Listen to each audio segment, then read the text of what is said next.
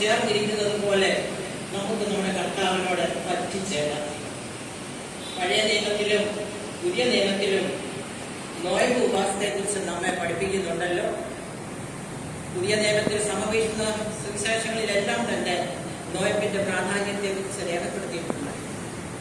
കൂടാതെ വിശുദ്ധ ലൂക്കോസിന്റെ സുവിശേഷം 2-37 വാക്യത്തിൽ രേഖപ്പെടുത്തിയിരിക്കുന്നു, ഹന്നാ പ്രവാചകി ഉപവാസത്തിലും പ്രാർത്ഥനയിലും രാവും പകലും ആരാധന കഴിച്ചു പോന്നു എന്ന്. കൂടാതെ നമ്മുടെ വാഴ്ത്തപ്പെട്ട കർത്താവ് പരസ്യ ശുശ്രൂഷ ആരംഭിക്കുന്നതിന് മുമ്പ് നോയമ്പാകുന്ന ആയുധം ധരിച്ചിരുന്നതായി തിരുവചനം നമ്മൾ സാക്ഷിക്കുന്നു. കർത്താവ് ഉപവസിക്കുക മാത്രമല്ല, നമ്മെ അതിനെക്കുറിച്ച് പഠിപ്പിക്കുകയും പ്രസംഗിക്കുകയും ചെയ്തിരുന്നു. വിശുദ്ധ മത്തായിയുടെ സുവിശേഷം 6-ാം അധ്യായം 16, 17, 18 വാക്യങ്ങളിൽ രേഖപ്പെടുത്തിയിരിക്കുന്നു, പ്രാർത്ഥനയും നോയമ്പും കൂടാതെ പൈശാചിക ശക്തിയെ ജയിക്കാൻ സാധ്യമല്ല എന്ന് കർത്താവ് പഠിപ്പിച്ചിരിക്കുന്നു. ഇന്നത്തെ ഏവെങ്കിലിയനായി നാം വായിച്ച ഭാഗം കേട്ടല്ലോ. വിശുദ്ധ യോഹന്നാന്റെ സുവിശേഷം 15-ാം അധ്യായം 1 മുതൽ 10 വരെയുള്ള വാക്യങ്ങളാണ്. ഞാൻ വീണ്ടും വായിക്കുന്നില്ല. അതിന്റെ 4 മുതൽ 6 വരെയുള്ള വാക്യത്തിൽ ഇപ്രകാരം രേഖപ്പെടുത്തിയിരിക്കുന്നു, എന്നിൽ വസിപ്പീൻ, ഞാൻ നിങ്ങളിലും വസിക്കും. കൊമ്പിന് മുന്തിരിവള്ളിയിൽ വസിച്ചിട്ടല്ലാതെ സ്വയമായി കായ്പാൻ കഴിയാത്തതുപോലെ എന്നിൽ വസിച്ചിട്ടല്ലാതെ നിങ്ങൾക്കും കഴിയുകയില്ല. എന്നെ പിരിഞ്ഞ് നിങ്ങൾക്ക് ഒന്നും ചെയ്യാൻ സാധിക്കുകയില്ല. ഒരുത്തൻ എന്നിലും ഞാൻ അവനിലും വസിക്കുന്നു എങ്കിൽ അവൻ വളരെ ഫലമായി. ഇതിൽ നിന്ന് നമുക്ക് സ്വയമായിട്ട് ഒന്നും സാധിക്കത്തില്ല എന്ന് വ്യക്തമാക്കിയിരിക്കുന്നു. എന്നാൽ നാം അങ്ങനെയല്ലാതെ ചിന്തിക്കാറുമുണ്ട്. ചിലപ്പോഴൊക്കെ നാം എന്റെ സാമർഥ്യം, എന്റെ കഴിവുകളുടെ എന്നൊരു തോന്നൽ നമുക്ക് ഉണ്ടാകുന്നതിനാണ് ഇവിടെ യാക്കോബിന്റെ സുവിശേഷം, യാക്കോബിന്റെ ലേഖനം 4-ാം അധ്യായം 16-ാം ഭാഗത്തിൽ പറയുന്നു, നിങ്ങളോ വൻപ് പറഞ്ഞ് പ്രശംസിക്കുന്നു, ഈ വക പ്രശംസയെല്ലാം ദോഷമാകുമെന്ന് അവരെ പറഞ്ഞിരിക്കുന്നു. കാരണം ദൈവത്തോട് കൂടെ അല്ലാതെ നമുക്കൊന്നും ചെയ്യാൻ സാധ്യമല്ല. എന്ത് തന്നെ ആയിരുന്നാലും അത് ദൈവത്തിൽ ആശ്രയിച്ചു കൊണ്ടുവരണം. ഇവിടെ നാം കാണുന്നത് സ്വയം പ്രശംസിക്കാനുള്ള അനുഭവമാണ്. Doctor TJ. ജോഷുവാച്ചന്റെ ഒരു പുസ്തകത്തിൽ സ്വയം പ്രശംസിക്കുന്നതിനെ കുറിച്ച് ഇപ്രകാരം രേഖപ്പെടുത്തിയിരിക്കുന്ന ഒരു കഥ ഞാൻ വായിക്കുവാനിടയായി. ഒരിക്കൽ സമർത്ഥനായ ഒരു കുശവൻ കളിമണ്ണുകൊണ്ട് ഏറ്റവും വിശേഷവും അതിമനോഹരവുമായ ഒരു പ്രതിമ ഉണ്ടാക്കിക്കൊണ്ടിരുന്നു. ആളുകളെല്ലാം ചുറ്റും കൂടി നിന്ന് ഇത് ഉണ്ടാക്കുന്നത് കണ്ടുകൊണ്ടേയിരുന്നു. അത് കണ്ടുകൊണ്ട് അവിടെ കൂടിയിരുന്നവരോട് ചോദിച്ചു, ഇതുപോലെ ഒരു പ്രതിമ നിങ്ങൾക്ക് ആർക്കെങ്കിലും ഉണ്ടാക്കാൻ സാധിക്കുമോ? ഇത് എനിക്ക് മാത്രം, എന്റെ പാഠവും എന്റെ കഴിവ്, എന്റെ സാമർഥ്യം കൊണ്ട് എനിക്ക് മാത്രമേ ഇതുപോലെ മനോഹരമായി ഉണ്ടാക്കാൻ സാധിക്കുന്നുള്ളൂ എന്ന് അവിടെ നിന്നവരോടായിട്ടെല്ലാം പറഞ്ഞു. എന്നാൽ അവിടെ നിസ്സാരമായ കളിമണ്ണുകൊണ്ട് ഇങ്ങനെ സൃഷ്ടിക്കാൻ സാധിക്കും എനിക്ക് മാത്രം.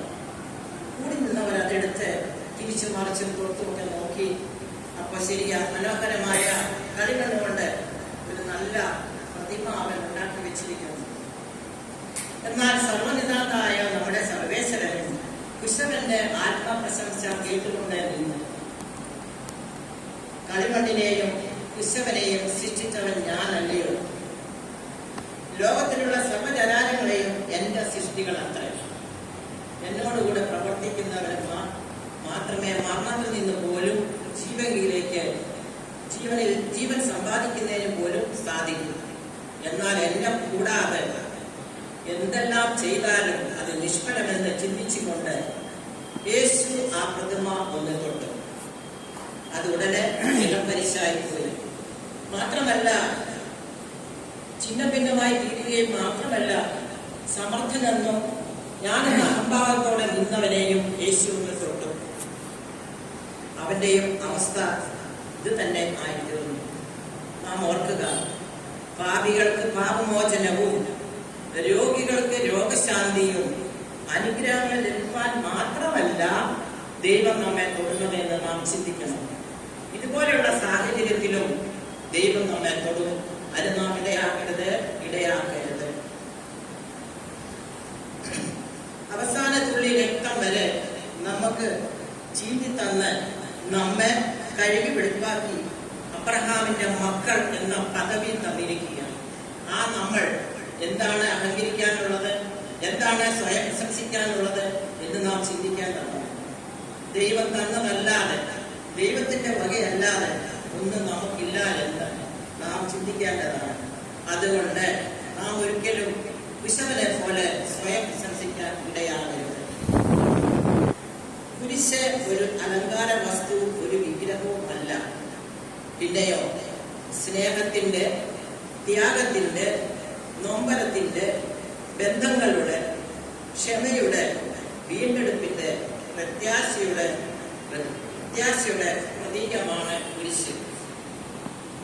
ത്യാഗത്തിന്റെ മലയിലെ നീർച്ചാലാണ് ക്രിസ്തുവിന്റെ കുരിശ്. ഈ കുരിശിലേക്ക് നോക്കി നമുക്ക് നയവും ഉപവാസവും എടുത്ത് പ്രാർത്ഥിച്ച് കർത്താവിൽ നിന്ന് അനുഗ്രഹങ്ങൾ പ്രാപിക്കാം. നാം നൊയമ്പ് ഉപവാസം എടുത്ത് അനുഗ്രഹം പ്രാപിക്കുന്നത് കൊണ്ട് തടസ്സങ്ങളോ പ്രയാസങ്ങളോ വിഷമങ്ങളോ രോഗങ്ങളോ ഇല്ല എന്ന് വിചാരിക്കരുത്. എല്ലാം ഉണ്ട്. എന്നാൽ അതിനെല്ലാം പ്രതിവിധി നാം ഈ പ്രാർത്ഥനയിലൂടെയും നമ്മുടെ ഉപവാസത്തിലൂടെയും നേടിയെടുക്കാൻ നമുക്ക് സാധിക്കും. ഞാൻ നിങ്ങളുമായിട്ട് 4 കാര്യങ്ങളാണ് പങ്കിട്ടത്. 1, എന്താണ് ഈ നൊയമ്പിന്റെ ലക്ഷ്യം? 2, എന്താണ് ഈ നൊയമ്പിലൂടെ നാം മനസ്സിലാക്കുന്നത്? 3, നൊയമ്പെടുത്ത് പ്രാർത്ഥിച്ചാലുള്ള നമ്മുടെ അനുഭവങ്ങൾ. 4, എന്നെ പിരിഞ്ഞ് നിങ്ങൾക്കൊന്നും ചെയ്യാൻ സാധിക്കില്ല എന്ന് വീണ്ടും വീണ്ടും വചനം നമ്മെ ഓർമ്മിപ്പിക്കുന്നു. ഇത്രയും പറഞ്ഞുകൊണ്ട്